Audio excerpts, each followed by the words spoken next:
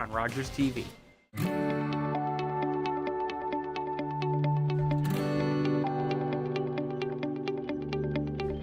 This is Rogers TV.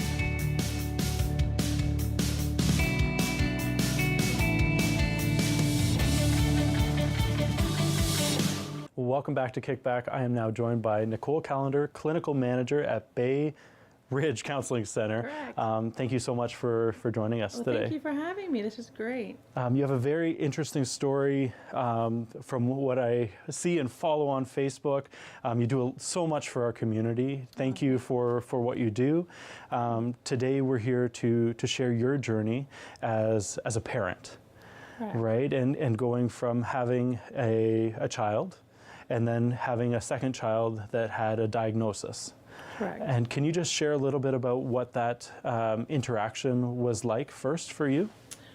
Well, I wasn't expecting it. So, you don't have babies thinking that there's going to be something wrong when they're born. And I didn't know there was something wrong with my second oldest child until she was 16 months. Right. So there's that challenge of the first year of knowing there's something wrong and nobody believing you, and then people making you feel bad for saying there's something wrong about your child. Right. And then that led into obviously a diagnosis of Williams syndrome, which was also very very all or nothing during diagnosis, and you think worst case scenarios, like it's basically, honestly, it's like the death of the child that you imagined when you get that diagnosis. So there's all kinds of very negative feelings that followed after that. So Right. yeah. And what was it like for you to be able to, it sounds like it was not a smooth and flowy journey in the early stages. Can you share just a little bit about what that was like for you? Yeah, she was born on time, but when she was born, she wasn't breathing.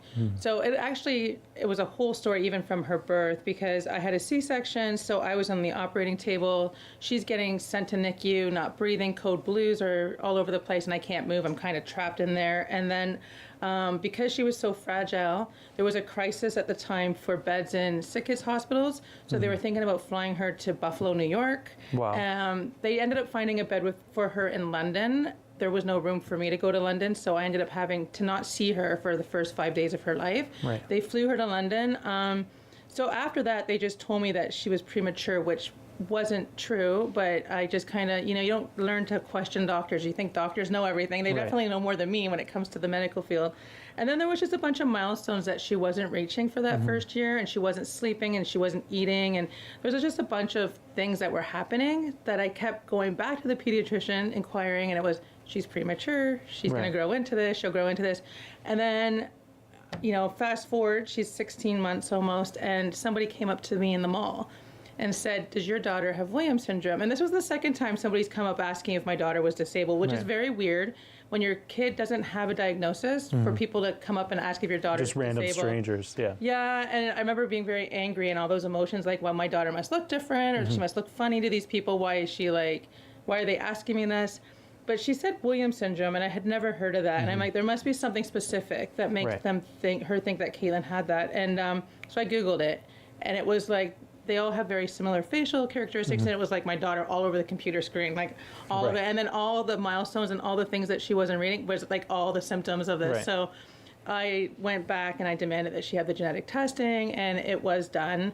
Just a quick follow-up to that. Thankfully, that woman had come up to me in the mall because my daughter had a severe heart defect that would never have been detected if she wasn't diagnosed with Williams syndrome, and she probably would not have made it past age 4 without that diagnosis. So I was angry at the time, but the woman actually saved her life. Right. And now I know, so with Theo, we had him, and he came into the world, and then he had to go to the NICU. Yeah. And so it was just like, in those situations, I don't think it's ever talked about enough. It's always, oh, good luck, have fun, like this is going to be great. And then you don't expect all of a sudden that sweet little baby that you had just held all of a sudden be whisked away, right? And the seriousness of it. And I think that's something very important to just flag right there, is that you don't want to think about the negative side of that, but there is that chance, and to figure out what's available as far as services and go. The support systems when it does happen, right? I mean, I know it's just scary,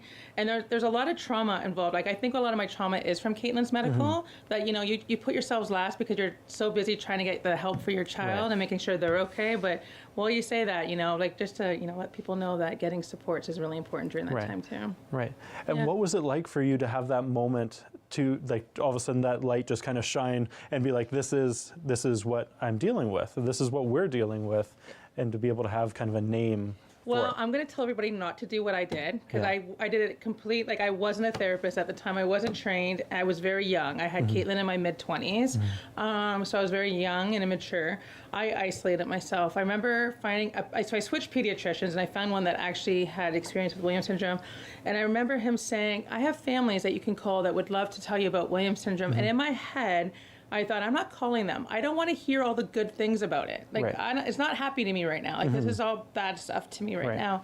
I wish, and there was no social media in the early 2000s when she was born, so I was extremely isolated. So I wish I had actually not isolated myself. And now with social media, with families, it's so important to connect with others that can give you the good and the bad, but so that you don't get kind of enveloped in those negative feelings, right? So. Right.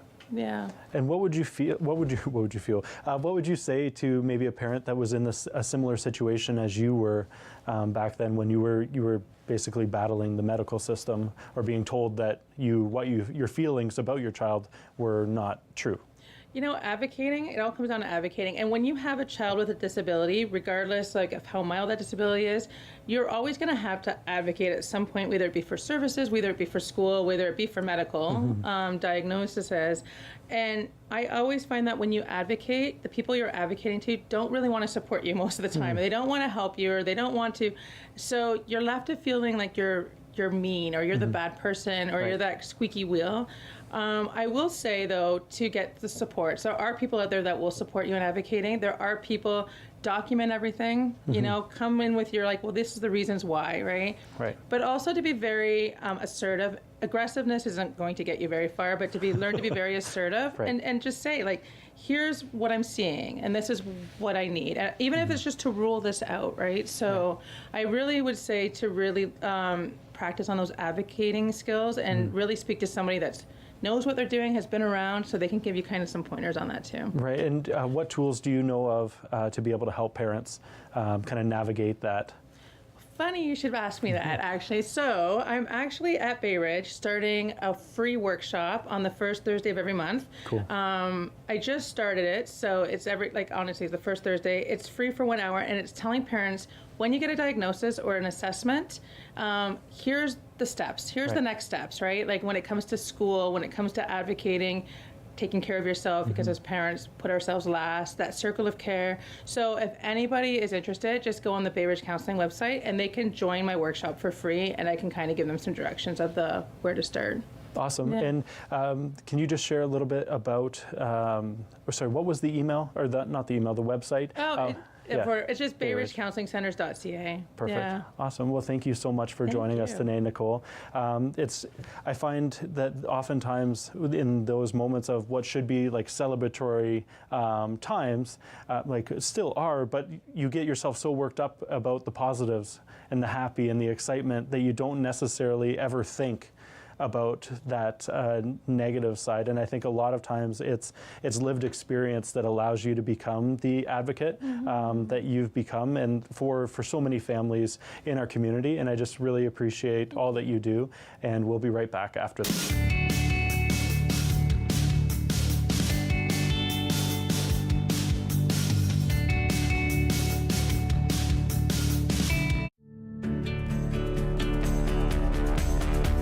This program is brought to you by Rogers Xfinity, connecting you to more of what you love. Visit Rogers.com for more details. Today, I helped a parent feed their family by connecting them to a food program. Today, I helped someone connect with mental health supports. Today, I helped a couple struggling to pay their bills access financial aid. Every day, 211 navigators connect Canadians to critical government and community programs and services. 211. Help starts here. I'm sure right now a lot of you feel like you aren't able to be who you truly are. What's most important, more important than everybody else knowing who you are, is that you know who you are. As a young person, time moves slower for you, and just know that things will get better. It Gets Better Canada is a registered Canadian charity with a focus on uplifting our queer youth through the power of digital storytelling. As a Two-Spirit person, I use they, them pronouns, but that's not the case for every Two-Spirit person. There are so many voices out there that we didn't have 10 years ago, 20 years ago. No matter what your mind tells you, you really are perfect the way you are, so stop beating yourself up so much. I'm gonna be a boy in a dress, because why not? Your identity is explosive. We all have our unique journeys, but one thing that connects us all is the desire to be happy, the desire to celebrate being our authentic selves.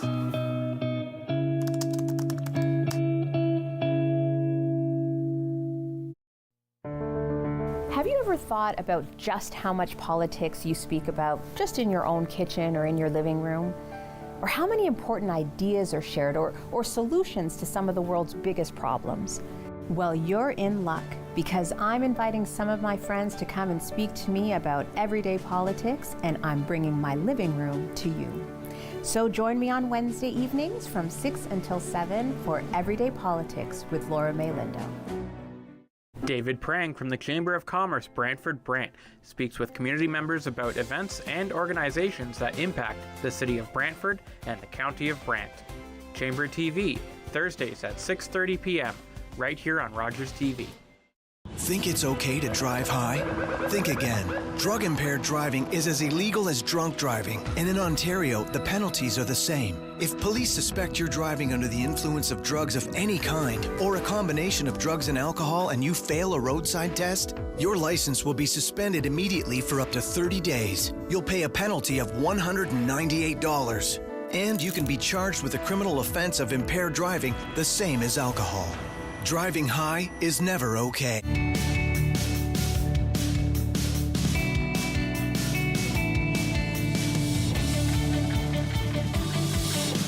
Welcome back to KickBack. My name is Ben Strasser, and I'm now joined by Nicole Callender, Clinical Manager at Bay Ridge Counseling Center. And just thank you again for coming in. We wanted to talk about your journey as a parent of having to almost relearn how to parent your kids with a diagnosis, right? Yeah. Can you share a little bit about that time? Yeah, so I have 4 children, and my third child, my son, he really struggled with behaviors in school for those first few years. But he was presenting as he had no challenges with school. And then we got the psychoeducational assessment, and he ended up getting diagnosed with a learning disability and ADHD. But prior to that, it was a lot of focus on whether there's these bad behaviors, he's blowing up at school, he's doing really inappropriate things at school. Yeah. I was taking him to school in a headlock. And I realized that these meltdowns, I was not helping at the time. But as a parent, you have expectations for your kids to behave a certain way out in public, right? And when they don't, you want consequences for that negative behavior. But those consequences weren't helping because he had no control of that behavior at the time, right? So I had to learn to reparent, of understand his behaviors, what was triggering them, and what was most effective in helping him more calm down rather than the consequence of that behavior. So, what was that like for you to navigate getting that testing for him? Well, it's hard when you don't. So because he had the behaviors, it was a little bit easier. I will say getting a psychoeducational assessment is not easy. Most people have to go through a private, and at Bay Ridge we actually do the psychoeducational assessments, but they're costly. So I mean, with Xander, thankfully we got them done at school, but my other son, I had to do it privately. But once you have it, it is so important. It opens up so many doors at school for supports. And those supports, for my son, for example, he now has 2 breaks during the day because his stress tank, we found his behaviors were because his stress tank was overflowing. He was just struggling so much with the work. So we give him 2 breaks where he can just walk up and down the hallway just to relax his brain. We give him manipulatives, and we give him a computer at school just so he doesn't have to figure out how to spell everything quickly. So But you need a psychoeducational assessment to open up those resources at school. So it is important to have if you suspect there might be issues with, learning. Now, and what was that like for you to be a parent and experience those things? And like you said, you had those expectations, and it's being a parent is difficult at the best of times. Yeah. Well, it's challenging because I also have the tools as a therapist Right. of like how to do calming when you have anxiety and stuff. And the thing is that it's really hard when the behaviors are really intense, right? And you just want anything for them to stop Right. doing this, stop acting like this. But the more you're telling them to stop, they are not conscious as to what you're saying to them. And it's just making them more and more aroused. So I've literally learned, and the school has been really great at working with me because it's a team. Because they need to also do these same strategies, because if you're doing it and they're not, he's still going to be triggered.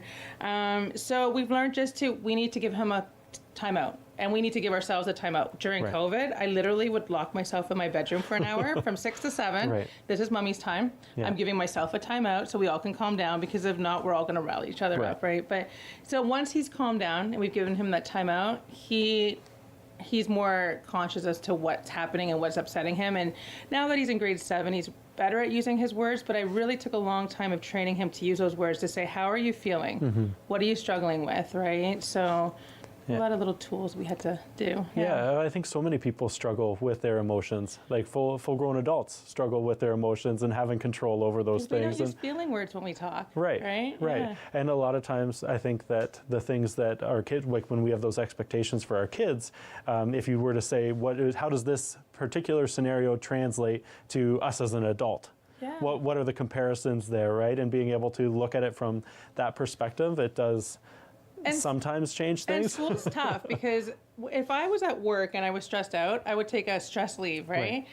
Kids are forced to go to school 5 days a week for 6 hours in an environment that stresses them out, right? There's nowhere for them to relax or to not release that anxiety, right? So 100%. And as adults have meltdowns, and you made a good point, we don't talk in feeling words. So if I say, hey, Ben, how's it going? You're going to be like, I'm okay. Yeah, it's fine. Right, I'm fine, right? Fine's not a feeling word. So if we don't use feeling words when we talk, we don't register feeling words when we're trying to figure out how we're feeling, right? So there's a whole learning process with that too, is like, no, let's stop and check in to see what you think you're feeling right now, right? So. Right. And you mentioned the taking some mommy time in that space, but what other tools do you use to navigate? I learned not to deal with my kids' behaviors while they're happening. I recognize the meltdown as not behavioral, but as a stress. So when they're stressed and anxious, I need them to calm down, because when we're stressed and anxious and we have intense emotions, we bypass our frontal lobe and we go into subconscious mode where our automatic behaviors come out, right? We all have those, like we yell when we're angry or whatever, right?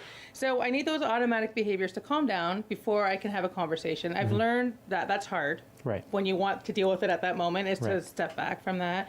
I've also learned to make sure that my son does take his breaks and use the manipulators, because if he's feeling good, he'll skip some of them, but then it catches up with him by the end of the day, right? So we've learned to take breaks even if we're feeling okay, and really have conversations about what does your day look like? What was stressful for you? What was anxious? So that every day we're having conversations that now actually he comes home and tells me when he wasn't having a good day. He's like, you're going to get an email from the teacher. And I'll be like, all right, but thanks for letting me. Thanks for the heads up, thanks right? for the heads up on that. Right. Yeah. But he's also good at school, that when he has a teacher that he knows is stressing him out, he doesn't like being centered out in front of the class.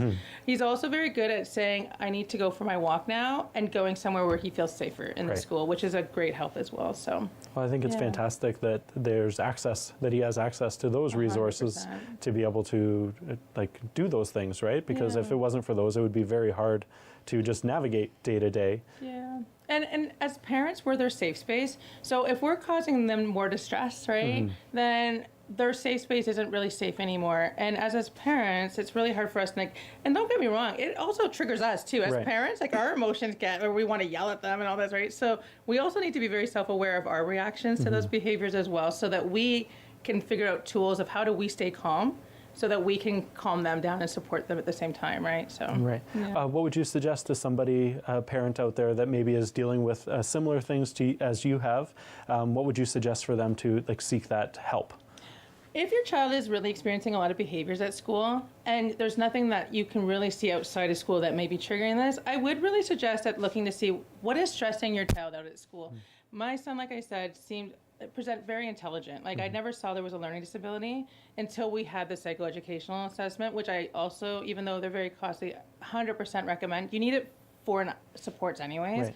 But it will really clear out where they're struggling and what capacity, and it will really help you set up those supports if you know exactly what you're looking for as well, right? So.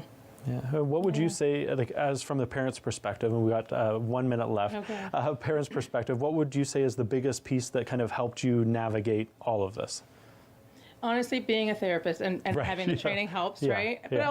I've also had children, right? So I have my Yeah. oldest daughter who has a genetic disability. So I've been through this system for the last 20 Right. years. So it helped me recognize it better. But honestly, it's just to have a circle of care around you, is to get that school on your side so that everybody's working together to make it a safe space for your child, and that everybody's on the same page to support them. And when everybody's together, then everybody can, your child will be much easier to have much safer spaces, right? Right. So. Oh, totally. I get that. And I'm glad that you found that for your kids. Yeah. And thank you so much for sharing your journey and how you navigated all of that. Thanks. And so just thank you for coming in. And we'll be right back after this.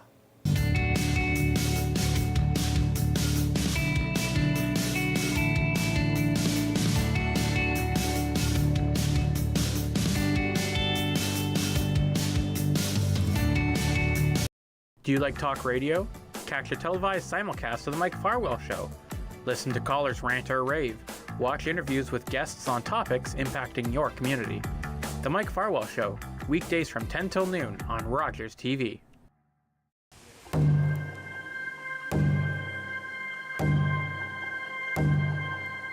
Heartbeat of Mother Earth, I feel you and embrace your warmth.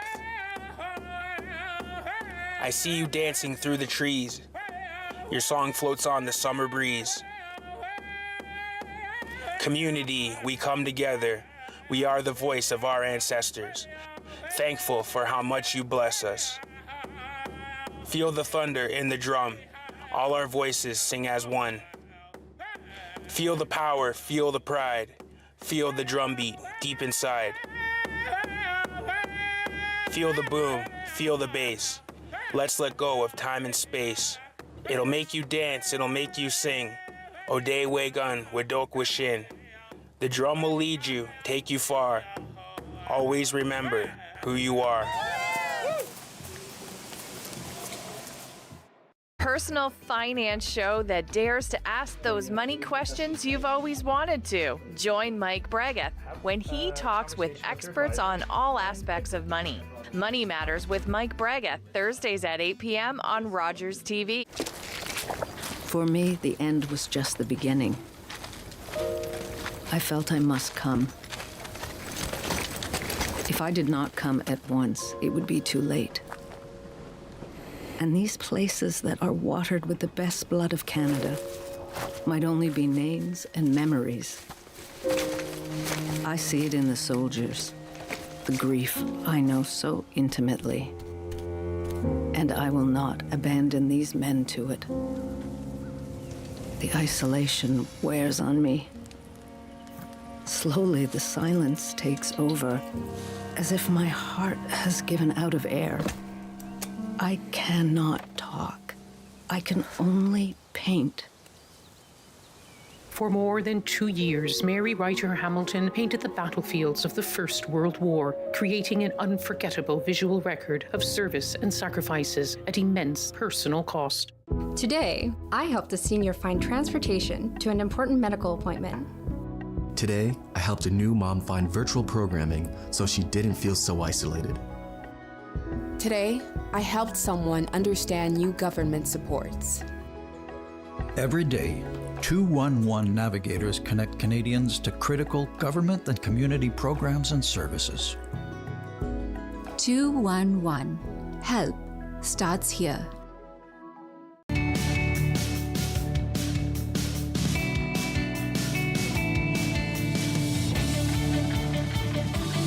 Welcome back to KickBack. My name is Ben Strasser, and I'm now joined by Stephanie and Janine. Thank you both so much for being here. Welcome back, Stephanie. Yeah, thanks for having me again. We wanted to talk about what internal family systems, or IFS, is. Janine, would you like to take, or who would like to take that question? Yeah. I guess I can start. Sure. So, internal family systems, or IFS, also known as parts work. Okay. It really is about us figuring out what parts we have that could be causing us to react in the ways that we do day to day. Howard. It was created by Dick Schwartz years and years ago, and it's becoming pretty commonplace. A lot of people like it because they get to go inside themselves and really discover why they're reacting to things the way they do. And it's a nice holistic framework or modality that we use. It's really gentle, which is one of the reasons why I love it so much. And then beautiful thing is with internal family systems and parts, we all have parts. So you have parts, I have parts, Janine does. The problem is when they go into these extreme places. So more medically or clinically, we might know it as multiple personality disorder. When in fact with IFS or internal family systems, it's just a part that has gone to its extreme, and so our goal is to dive in through parts work to help the system unblend and access the self, capital S. So the self, which is our energy. Very cool. And like, what would be the parts? Well, right now I have a very anxious part that showed up during this talk. Me too. Yes. So We're on this. Yeah. So as opposed to saying I'm anxious, I have an anxious part that's showing up here today. But from our self, the capital, but we could maybe look at that anxious part with curiosity. So why am I anxious today? And not letting the parts take over. So anxiety doesn't turn into a panic attack where I need to run out of the room. Right.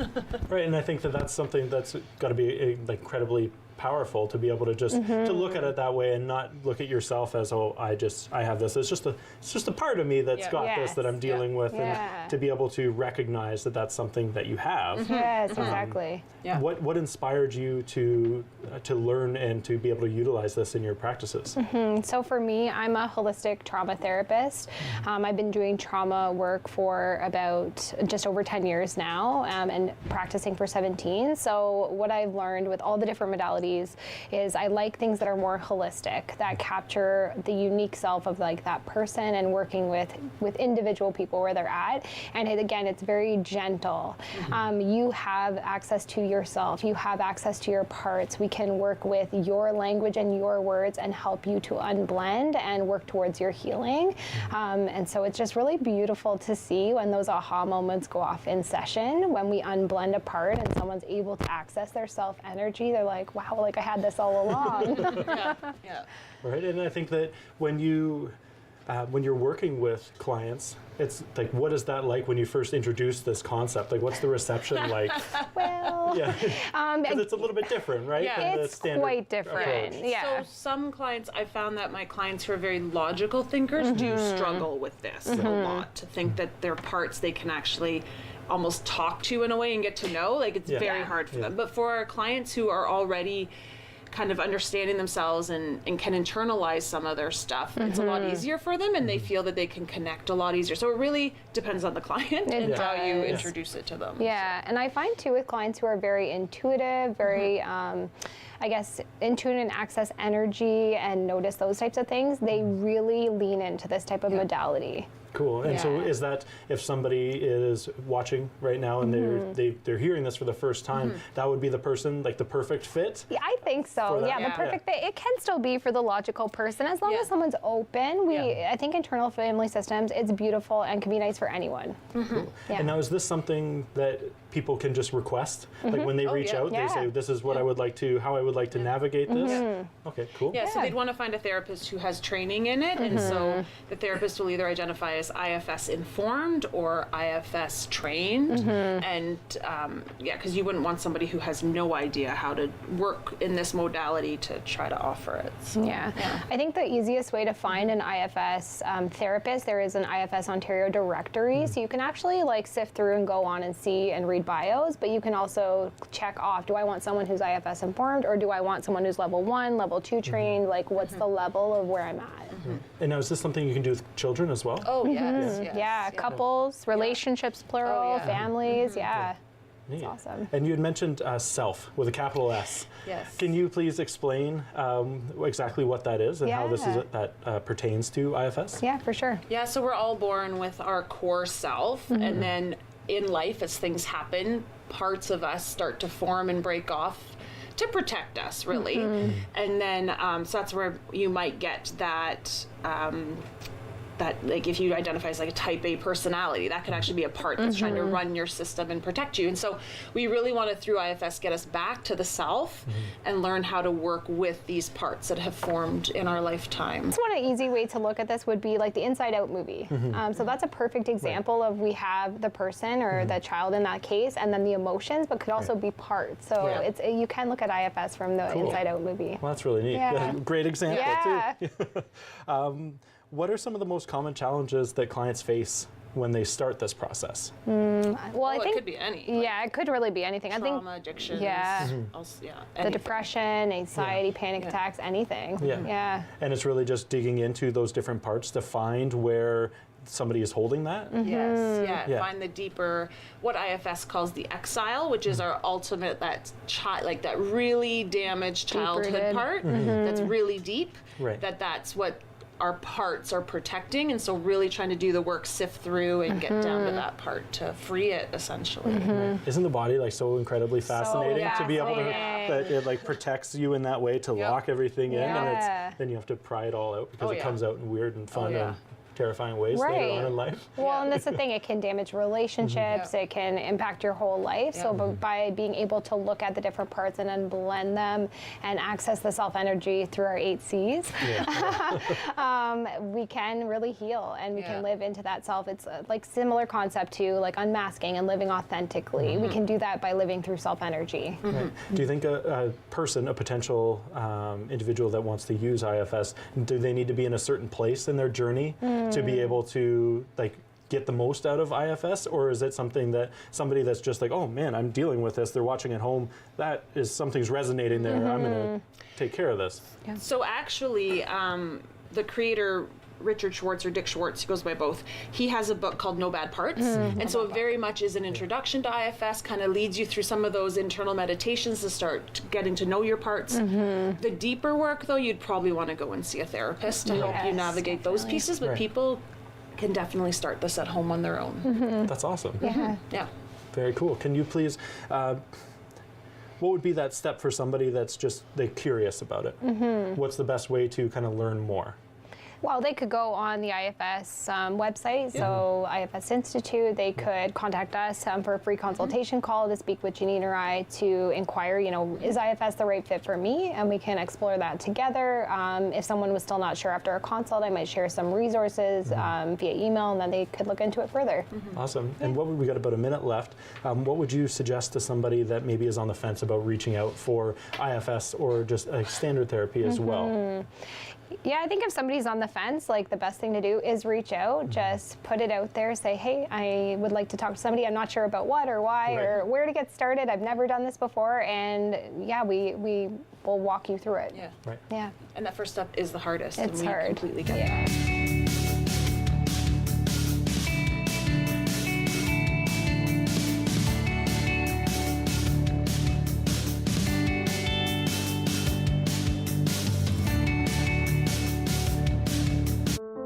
Are you low on food? Struggling to pay the bills? Overwhelmed by life's challenges? When you need support but don't know where to turn, just dial 211. 211 connects you to the programs or services near you. 211, how can I help you? 211. Help starts here. Hey everybody, it's Sean Ferfaro reminding you to tune in every week for This Week in Rangers Nation. It's everything our town that you want to know about your Kitchener Rangers. Catch it every Friday at 6:30 p.m. right here on Rogers. We invite you to play What's My Line? Welcome, Mrs. Baker. Those folks over there need to guess your extraordinary occupation. Are you an entertainer, Mrs. Baker? Yes. Do people come to watch you, perform? Yes. Do you travel for work? Yes, I do. Do you ever wear a special type of costume? Yes. Is your job, physical? Yes, indeed. Are you a member of a team? Yes. Are you a professional baseball player? Yes, I am. Created during the Second World War, the All-American Girls Professional Baseball League included 68 Canadians. One of its brightest stars was my mother, Saskatchewan's Mary Bonnie Baker, a pioneer for women in sports. Hey guys, Steph here from The Cruise TV, the show where we talk about the people and stories behind the coolest cars on the road. Join us on Sundays at 8 p.m.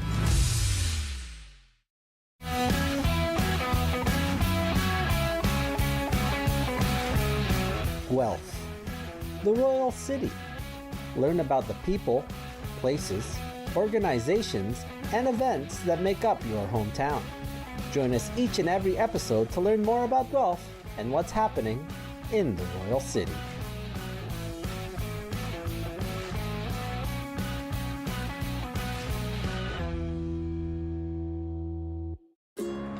It's closing time, and you stayed out longer than you planned. So now you can't drive, and the buses have stopped running. You could always call your girlfriend. Or maybe your roommate? What about your best friend? You could just dial 1-888-TAXI-GUY or use the Taxi Guy app. The call and the app are free, and they both connect you to a local cab company to bring you home safely. Visit ArriveAlive.org to find out more.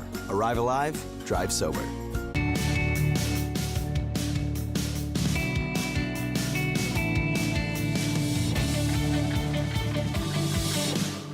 Welcome back to KickBack. My name is Ben Strasser, and I'm now joined by Janine. Yes. Thank you so much for being here. We wanted to talk all about EMDR. Correct. For the people at home watching, can you please explain what EMDR is? Of course. So EMDR stands for Eye Movement Desensitization and Reprocessing Therapy. A mouthful, Yeah. Hence why we call it EMDR.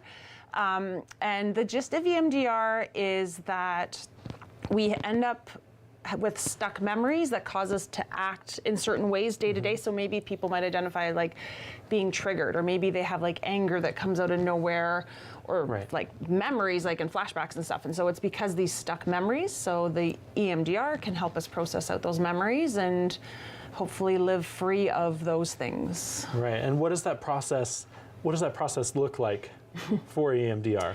Yeah. So there's like an initial stabilization period, like with the therapist, where you people start getting some tools. We learn your history, kind of that sort of thing, and we find out kind of what is affecting you day to day. So oftentimes we'll start with symptoms. So I'll use the symptom of anxiety because most of us have anxiety day to day, and we'll find the anxiety, and then we'll go back and find other points in time in your life where you also experience similar anxiety, and then that gives us the memories that we'll start processing. Interesting. And then, so the processing can be through eye movements. So some of us have light bars, some of us will just have the clients follow our fingers, but we can also do it with tapping as well. It's really about the bilateral stimulation, which fires up all the parts of our brain and gets the memories working through.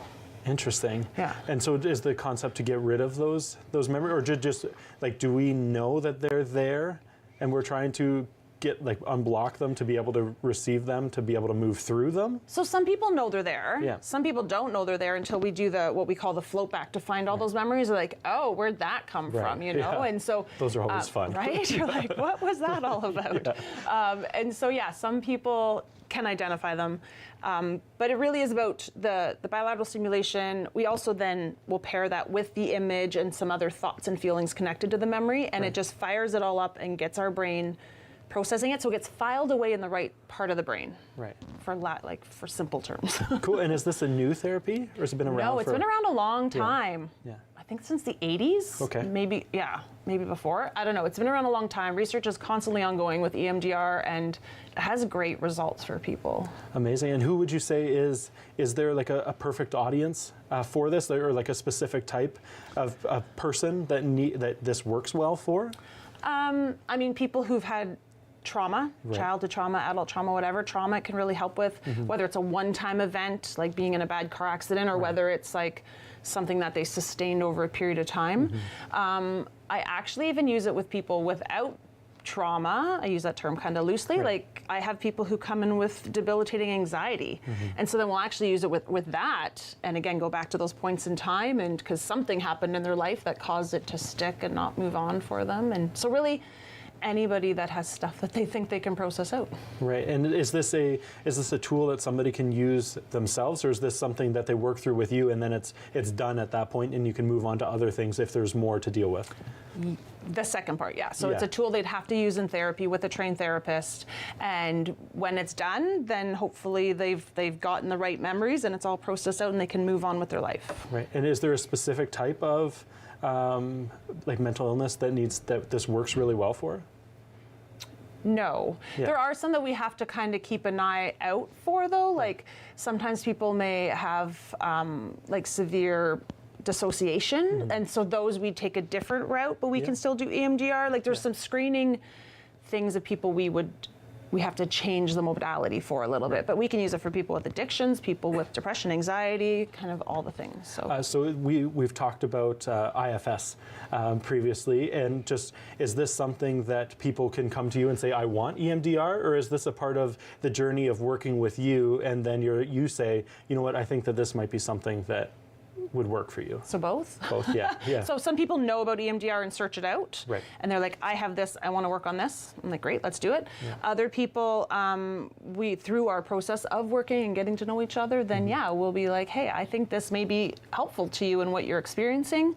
And actually, like, what I want to say is, because you brought up IFS. So EMDR can also be paired with other therapies like IFS, like some somatic work, like other things too, which is nice. That's the beauty of it, is that it's not just its own standalone therapy. Right. So it's just a part of the tool belt, exactly, right? Exactly. Cool. And what can people expect when being treated via EMDR? What can they expect, like either emotionally or physically? So a lot of my clients walk away tired physically, even though it's just their eyes doing the work or they're tapping, they leave exhausted because your brain is doing a lot of stuff. Emotionally, it's going to depend what we were working on, but hopefully they're in an emotionally better space than when we started. And the therapist should never let people leave the space emotionally dysregulated. We would always try to contain that and help them calm down when they come ground again before they go back. But it's tough work doing some of that deeper stuff. So it can be upsetting while we're in it, but the goal is to be better when we're done. Right, and I think that a lot of people, just to kind of sidebar, a lot of people don't understand necessarily, maybe somebody that has a family member that is going through treatment, maybe don't understand that feeling of like, exhaustion after treatment, right? Because you're running through so much emotional and also sometimes physical trauma with how you store it in your body that they don't understand that that's something that you could be dealing with after a session. Right, and I mean, personally, I can't speak to other therapists, obviously, but I always try to give my clients a heads up that, hey, this could happen to you. I actually had one client in particular who I said, you may want to get somebody to drive you because they have other medical stuff going on. I'm like, this is exhausting work. And so sure enough, they were able to arrange a ride so they didn't have to worry about driving home and falling asleep on the way home and not being safe, so. Right. What preparation would you offer to somebody that maybe is coming in for an EMDR treatment? Well, we do a lot of the history and giving them tools already that they can take home and start working on and build into their daily routines. So there isn't much prep, just really making sure they're connected with the therapist and they're feeling confident and comfortable to take that next step. And I don't know.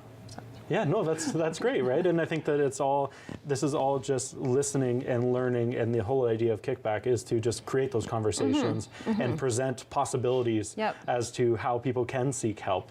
And so this is just another wonderful way of another opportunity, right, for them. And what would you suggest to somebody that maybe is at home watching and is like, you know what, I've tried other forms of therapy and it just hasn't landed for me. Right. What would you want to say to them?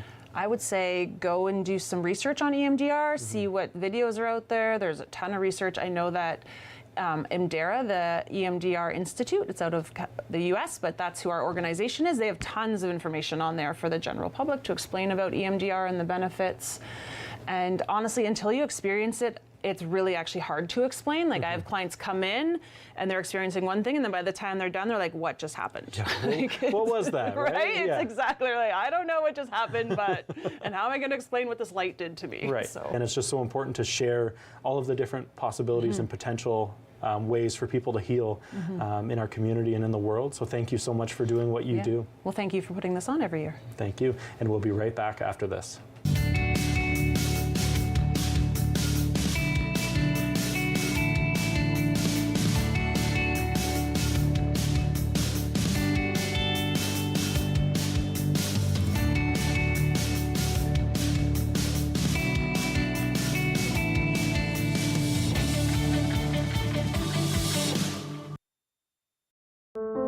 Are you low on food? Struggling to pay the bills? Overwhelmed by life's challenges? When you need support but don't know where to turn, just dial 211. 211 connects you to the programs or services near you. 211, how can I help you? 211. Help starts here. Sports is life. It's clear cut.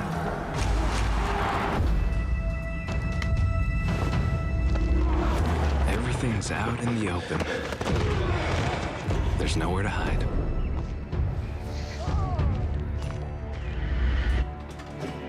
I had to prove myself more than anyone else. You must be so proud of your son. He's gonna go pro. The sky's the limit.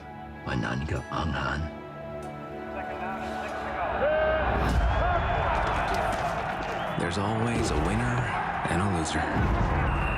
You cannot reach the sky in broken cleats. Of course, I always want to be the winner. And I did reach the sky. Norman Kwong, the first Chinese-Canadian professional football player, still holds records to this day. He retired from the sport in 1960 and later became Lieutenant Governor of Alberta. Hey, what's up? We're Chris and Cam, host of What's Buzzin' right here on Rogers TV. We talk about local trends, we interview local guests, and we overall just have a lot of fun. 8 p.m. Wednesday nights on Rogers TV. Stay tuned. As I looked upon the battlefield in front of me, a German star shell lit up the desolate landscape. I watched as a bullet smashed through the bridge of my nose and left me to the mercy of the darkness. I worried I would be dependent on others for the rest of my life. But Sir Arthur Pearson and the staff of St. Dunstan's had other plans. With their help, I knew I could be self-reliant, and I wanted to bring this idea home to Canada. I wanted Canadians to know that we could hold jobs, that we could contribute, that regardless of sight, all would read, that we, the blind, would shape our own lives, our own destiny. Blinded by a sniper's bullet in 1915, Edwin A. Baker went on to co-found the Canadian National Institute for the Blind, shaping a path forward for the blind across Canada for generations to come. Hello, welcome to Lions TV Bingo. An announcement, we are now on Mondays. Yes, every Monday from now on, Lions TV Bingo is going to be here on Rogers. We'll see you this Monday.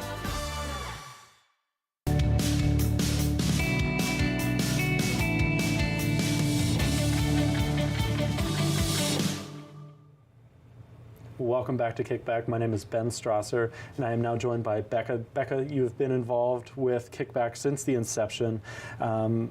We wanted to share, when I reached out to you and said, hey, would you come back to be a part of this again? You're always so eager to come on and help and just to share your story. And so we wanted to give you an opportunity to share your story and your journey with living with mental health challenges. Yeah. You know what? I've actually been trying to get myself more comfortable with the term mental illness. Yeah. I was recently reading a big argument online about gun control and how, and someone said, well, someone with mental illness shouldn't have a gun. And I was like, I can't have a gun? Yeah. And I don't want a gun. But why me? Yeah. It actually took me a minute to say, like, you know what? I'm comfortable saying I have this diagnosis or these symptoms. So why am I so uncomfortable with the idea of saying I live with a mental illness? Right. And I'm actually trying to at least internally, normalize that term, because once I'm fine with it, I can express it. Right. And so even as we're dancing around the term mental illness, I think that it would be great to get to the point where it's okay to say, I have chronic illness, I have mental illness, I have acute illness, like to just be able to say these things as if, you know, it was a broken arm or a fatigue disorder or something like that. Right, and those are all of those other things are something that there's no real stigma attached to, right? And so there's no like, oh, you broke your arm. There's no like statement made about that. It's like when you share that, there's no reason why it shouldn't be handled any differently, especially when, I don't know what the stat is, but the majority of people are struggling with some form of mental illness. Especially like considering how we're still just getting comfortable with the idea of seeking out diagnosis, with seeking out treatment. I know that even in my friend group, it's really hit and miss if anyone is willing to seek out assistance for the things that they're struggling with. But I think realistically, we all have, you know, something wrong with our bodies. We also tend to have something wrong that challenges us with our mental health. And I think that's okay. I think we are more likely to become a healthier community if we acknowledge our weaknesses and struggles in a way that allows us to address them. Because you can't address something you're not willing to acknowledge. Right. And so that piece around acknowledging, hey, I have a problem, is the precursor to saying, hey, I'm getting help. Right, and then to take that the next step further is, this is my story, this is my journey, and this is how I've overcome, or how I'm overcoming what I deal with on a day-to-day basis. Overcoming, or even just learning to live with, because there are some mental illnesses that don't just go away. There are some that are chronic, long-term, permanent even, and even just being able to navigate that conversationally or in the workplace to say, I deal with this. So this situation perhaps, so like one of the things that I deal with is post-traumatic stress disorder. I don't have control over whether or not something sets it off and activates it. I know some things that are dangerous for me. I know some things that are innocuous that should be totally fine and still throw me off. Like for me, a weird one that I have is wind. If the wind is blowing really hard and rattling the doors, I feel terror in my body. It's not reasonable, but I can't shut off the wind, and I haven't managed to deactivate that trigger. So this is something weird that I live with. So if I'm at an event and it's really windy, it actually freaks me out. And do I have to apologize for that or be ashamed? I don't think so. I don't think so at all. This is just something that I deal with. And what does that mean for you, that you know that that's one of the things that sets you off? Well, it's irritating because I would like to be fine. I would like for that to not be an issue, but it's also helpful to know that I'm not crazy. I just have trauma that's connected to this. And so to realize that there's parts of my brain that have been changed a little bit to not function as they should. That is not a problem with my character. That is a problem with my experiences. Right, and those are two totally separate things. And I think someone can retain excellent character and still be dealing with after effects of trauma, of brain damage, of genetics, and still thrive. Like I think I was asked a question recently, I'm in grad school right now, and I was asked, are mental illness and mental health in a binary opposition? And I was like, no, they are not, because you can thrive while dealing with mental illness. You can have depression, anxiety, or all of these other things, and if it's well treated and you're doing the work, you can also be okay while still having some symptoms. Yeah, for me personally, it's like conflict. In there's different forms of it, but certain conflicts force me to feel really anxious, and then I will literally start to like clean and like organize and put in place and like shift around, and it's kind of like mindless cleaning.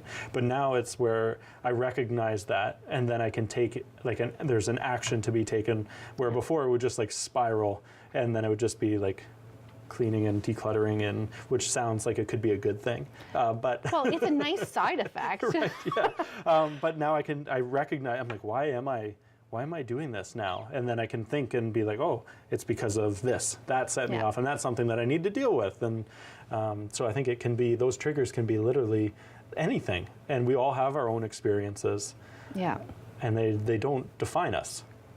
No, they affect us, but they do not get to determine whether we're a person worthy of respect and kindness. They don't get to determine if we have capacity. When we manage these things, when we acknowledge what is difficult, we're able to bring in tools and strategies, therapy and medication, and just general healing. Even nutrition can play a role in mental thriving. Right. And so I think that acknowledging what's going on is really a precursor to healing. And why is it important for you to come on and share your story?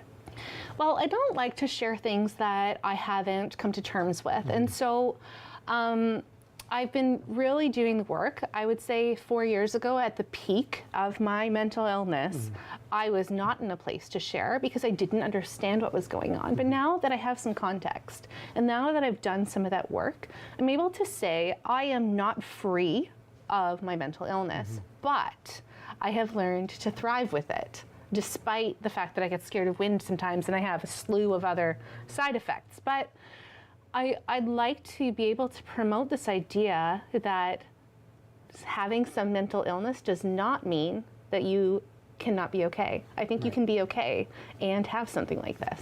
Well, and I think a lot of people that maybe don't struggle with mental illness have that feeling of, oh, you're going to be just be okay. You be better, right?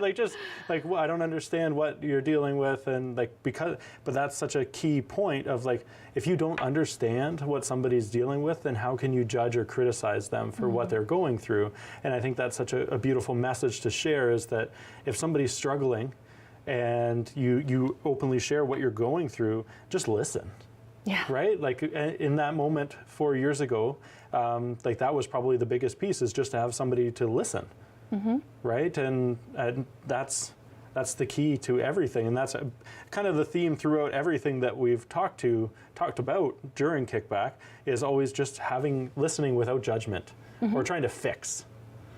And I think that's just it's important, and even that desire to fix may be a little bit misplaced, but what about the desire to accommodate?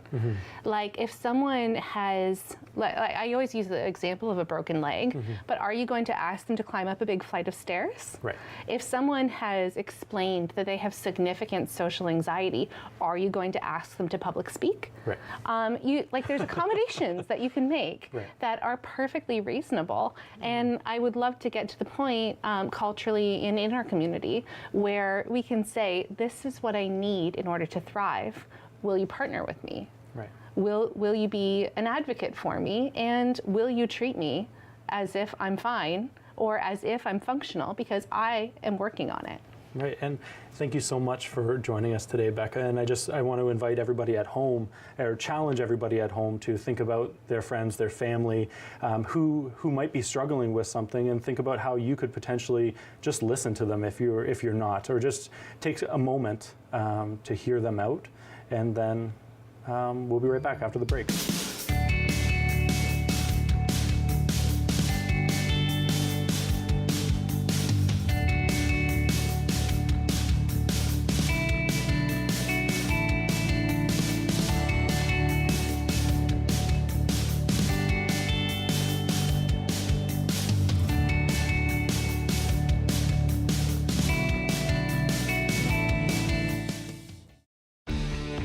Connect with us by visiting our website or email us at comments@rogerstv.com. Long way from Nashville and Mama, I'll tell you that. Performed from Montreal to Boston to Los Angeles. But Toronto, that's my chosen home. Sure, when I'm walking down Yonge Street, I see some funny people who have the nerve to point the finger at me. grin and